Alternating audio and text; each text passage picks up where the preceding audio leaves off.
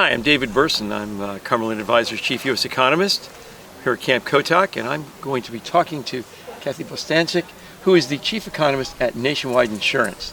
So Kathy, welcome here. I know it's your first time.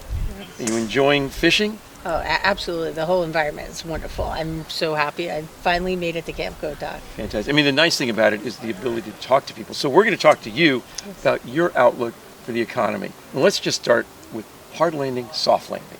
Yes, so that is the question of the day right now. So, myself, our team, many were expecting a hard landing, thought a recession was coming. If you look at leading indicators, and also just keep in mind how much the Fed has tightened in a very quick period of time, it looked like recession was on the horizon.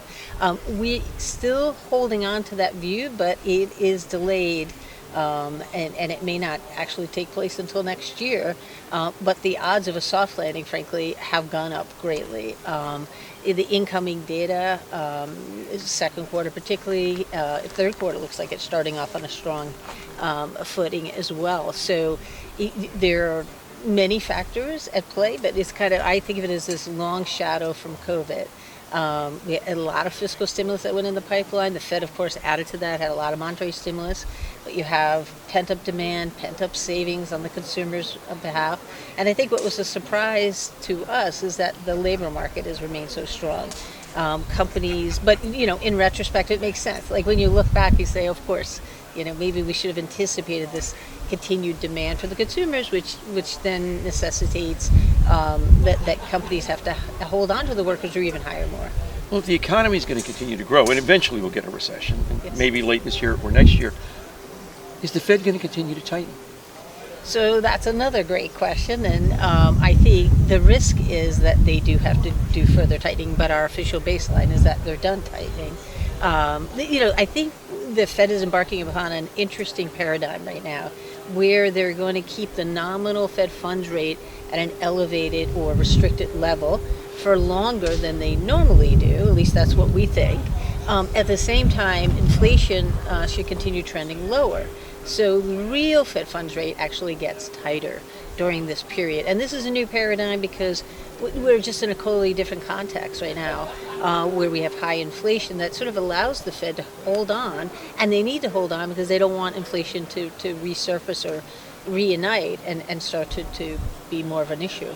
We talked about the chances of a soft landing. We all hope for a soft landing.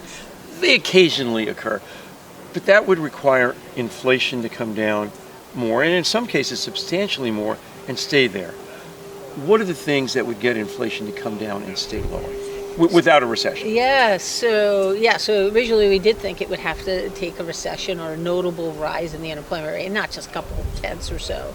But we have seen some disinflationary forces, particularly if we look at core goods, right? That I guess if anything, the Fed sort of got right on the transient front was core goods, although it depends on how long you define transient. But core goods seem to be coming down, but not as low as they were. It's not deflationary as we had pre-COVID. The core service number, excluding housing and rent, which Chairman Powell has recommended we look at, that has also started to slow, but that's the stickiest part, the service side.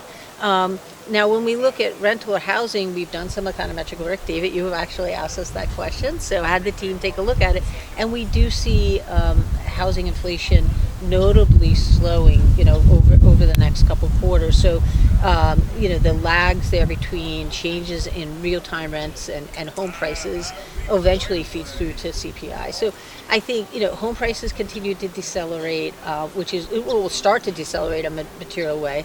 I think core goods, used car prices, all of those should continue to move lower. But it's that core service area that we need to see, continue to trend lower. So we've had some good news in the last month or so, but that's where that's really the critical part, right, is service side of the economy. What's the biggest risk that you see for the outlook? So the biggest risk for us, given that we've been in this hard landing camp and haven't quite, we've said it's the recession's been delayed but not yet canceled. But the risk for our view would be it is canceled, that we do get this immaculate disinflation and the economy lands softly. But then I think for the biggest risk for the economy is then where do we go? Like if that outlook's right, we have unemployment rate around 3.5%. can we really have a good sized or long expansion when you're already that low? I mean, to me, I still struggle with that business cycle dynamics, how that will play out. Kathy, thank you so much. Yeah. Enjoyed talking to you. Yeah. Take care. Thank you, David. Thank you, everyone.